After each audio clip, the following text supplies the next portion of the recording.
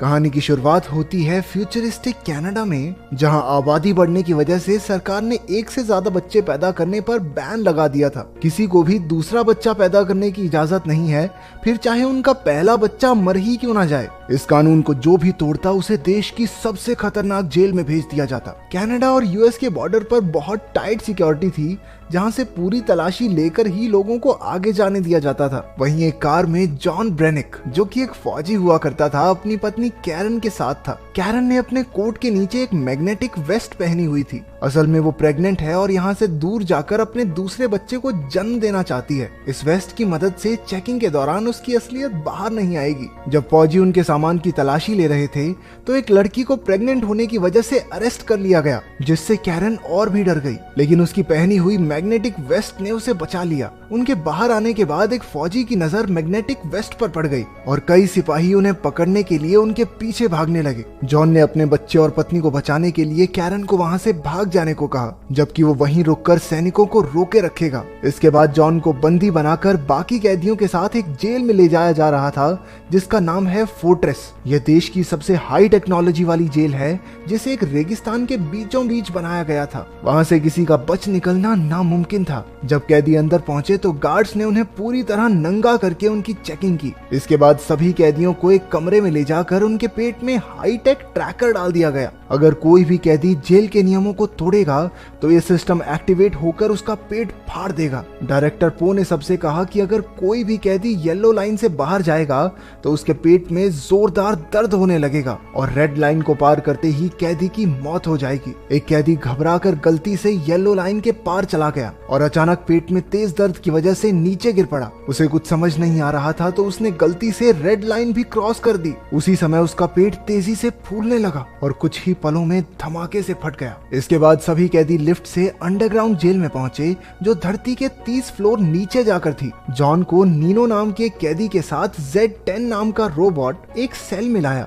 कैदियों को बाहर जाने से रोकने के लिए सभी सेल्स के बाहर लेजर बीम्स लगाई गई थी। जॉन वहां डी डे और अब्राहम से मिला। रात को सोने से पहले अब्राहम ने जॉन को चेतावनी दी कि गलती से भी कोई सपना ना देखे। सबके सोने के बाद जेड वहां चेकिंग पर आया। वो जॉन का दिमाग स्कैन करके उसके सपने तक पहुंच गया। जॉन सपने में अपनी पत्नी कैरन को देख रहा था। अपने मॉनिटरिंग रूम से पो ने भी जॉन का सपना देखा और उसकी नजर कैरन पर टिक गई। क्योंकि वहां किसी को सपना देखने तक की इजाजत नहीं थी, इसलिए पो ने जॉन का सिक्योरिटी डिवाइस एक्टिवेट कर दिया और पेट में जोरदार दर्द की वजह से वो नींद से उठ खड़ा हुआ। अगले दिन मजदूरी करते वक्त मैडॉक्स नाम के आदमी हूँ आदमी से प्यार करता हूँ टाइप के कैदी ने नीनो का गलत फायदा उठाना चाहा। जॉन तुरंत उसे बचाने पहुंचा, लेकिन जेड ने तीनों के पेट में डिवाइस एक्टिवेट करके लड़ाई रोक दी। इसके बाद तीनों को एक छोटे से लेजर सेल में रखकर पूछा गया कि आखिर शुरुआत किसने की। नीनो मैडॉक्स से बहुत डरता था, इसलिए चुप रहा। अपने दोस्त को बचाने के लिए जॉन ने लड़ाई का इल्जाम अपने सर ले लिया। इसके बाद जॉन को पो के ऑफिस में ले जाया गया,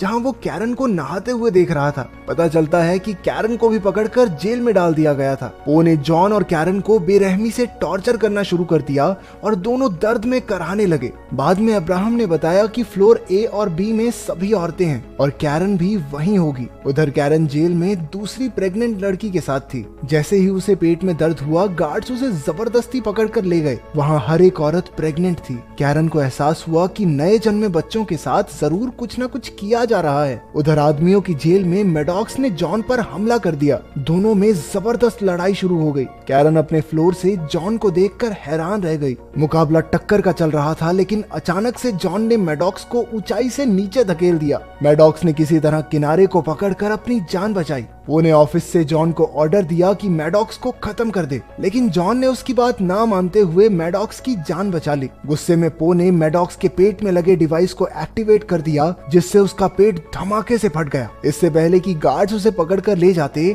जॉन ने बड़ी चालाकी से मैडॉक्स का सिक्योरिटी डिवाइस नीनो को दे दिया। इसके बाद कैरन को एक कमरे में लाया गया, जहां जॉन एक बहुत बड़ी गोल मशीन पर बंधा हुआ था। इस कमरे का नाम है माइंड वाइप चेंबर। पो ने कैरन को जॉन को समझाने के के लिए भेजा था, लेकिन कुछ ही देर बाद गार्ड्स उसे खींचकर बाहर ले गए। अब मशीन जोर जोर से घूमने लगी, जिससे जॉन के दिमाग में गड़बड़ी शुरू हो गई। ये पो का ऑर्डर ना मानने की सजा थी। जॉन के दिमाग में उसकी ट्रेनिंग के दिनों और शादी की पुरानी यादें घूमने लगी। 3 दिन बाद पो ने कैरन को अपने ऑफिस में बुलाया। वो समझ नहीं पा रहा था कि आखिर जॉन 3 दिन से उस मशीन पर कैसे टिका हुआ है, जबकि ज्यादातर लोग तो 1 घंटे में ही मर जाते हैं। पो ने कैरन से कहा कि अगर वो जॉन को तलाक देकर उसकी हो जाए तो वो जॉन और उसके होने वाले बच्चे दोनों को रिहा कर देगा। अपने पति और होने वाले बच्चे के बारे में सोचकर वो ना चाहते हुए भी राजी हो गई। जब जॉन अपने सेल में पहुंचा तो वो एक जिंदा लाश बन चुका था। वो किसी से कोई बात नहीं करता था, यूं ही गुमसुम सा पड़ा रहता, यहाँ तक कि उसे किसी भी तरह का कोई भी दर्द महसूस होना बंद हो गया।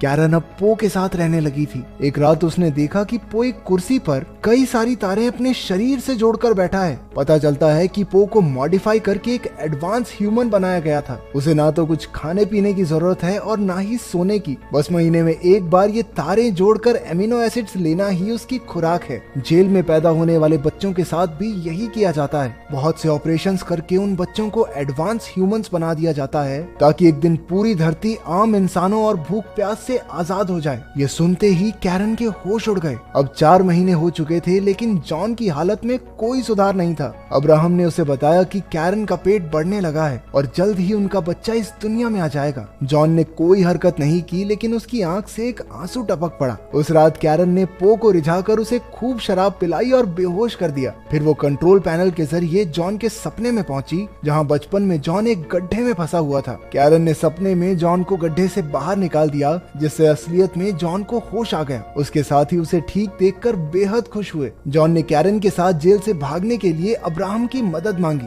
अब्राहम जॉन के लिए जोखिम उठाने को तैयार हो गया। जॉन के ठीक होने की खबर सुनकर कैरन बहुत खुश हुई। बाद में नीनो ने जॉन को वो सिक्योरिटी डिवाइस दिया जो उन्होंने मैडॉक्स के शरीर से लिया था। असल में उनका दोस्त डी-डे जेल में आने से पहले कंप्यूटर्स में माहिर था। उसने उस डिवाइस की अच्छे तरीके से जांच करने का फैसला किया। इसके बाद कैरन ने पो के केबिन से एक हीरे जैसी दिखने वाली चीज चुरा ली। वो पकड़ी जाने ही वाली थी कि उसने उस चीज को अपने मुंह में छुपा लिया। अगले दिन उसने वो हीरे जैसी चीज अब्राहम को देकर जॉन तक पहुंचाने को कहा। असल में ये हीरे जैसी दिखने वाली चीज पूरी जेल का एक डिटेल्ड नक्शा था। उन्होंने हिसाब लगाया कि कंस्ट्रक्शन साइट से होते हुए जेल से बाहर निकला जा सकता है। अगली सुबह अब्राहम ने उस नक्शे को वापस पो के कमरे में रख दिया ताकि किसी को कानो कान खबर ना हो। उधर डी-डे ने पता लगा लिया कि वो सिक्योरिटी डिवाइस कैसे काम करता है। उस डिवाइस के अंदर एक बहुत ही ताकतवर चुंबक लगी हुई थी। उन्होंने इसका इस्तेमाल करके अपने शरीर में लगे डिवाइसेस को भी बाहर निकालने का फैसला किया। उनका ये प्लान कामयाब रहा और सबके सिक्योरिटी डिवाइसेस बाहर आ गए। अगले दिन जेड रोबोट ने पो को बताया कि जेल में गड़बड़ी चल रही है। पो ने कैमरा फुटेज में कैरन को लेंस चुराते हुए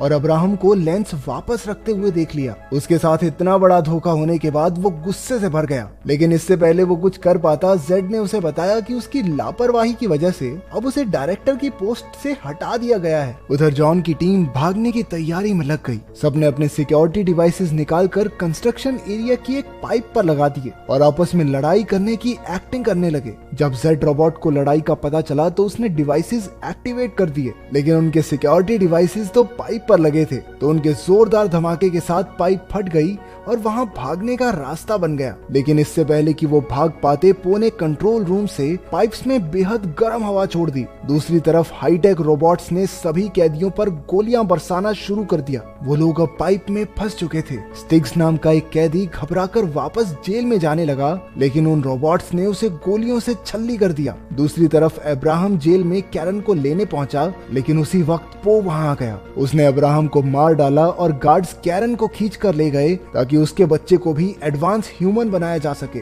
उधर जॉन की टीम एक रोबोट को मार गिराने में कामयाब हो गई। तब उन्हें पता चला कि ये कोई रोबोट नहीं बल्कि एडवांस ह्यूमंस ही हैं। जॉन ने उसकी बंदूक उठाई और बाकी सबका सामना करते हुए वापस जेल तक पहुंचा। आखिरकार सब एक लिफ्ट में चढ़कर ऊपर जाने लगे। उन्होंने पो के कैबिन में जाकर कैरन को ढूंढा। तभी जॉन की नजर स्क्रीन पर पड़ी जहां डॉक्टर्स उसके और कैरन के बच्चे को जबरदस्ती बाहर निकाल रहे थे। जॉन ने पो को धमकाते हुए कहा कि ऑपरेशन बंद करवाए, लेकिन पो अब डायरेक्टर ही नहीं था, इसलिए उसकी कोई नहीं सुनेगा। तभी एक रोबोट ने उन्हें पहचान कर उन पर हमला बोल दिया, लेकिन सभी कैदी ऐन मौके पर हट गए और गोली सीधी पो को लगी। उसके मरने के बाद डी-डे ने कंट्रोल पैनल से डॉक्टर्स को रोकने की कोशिश की, लेकिन ऐसा करने से पहले ही एक सिपाही ने उसे गोली मार दी।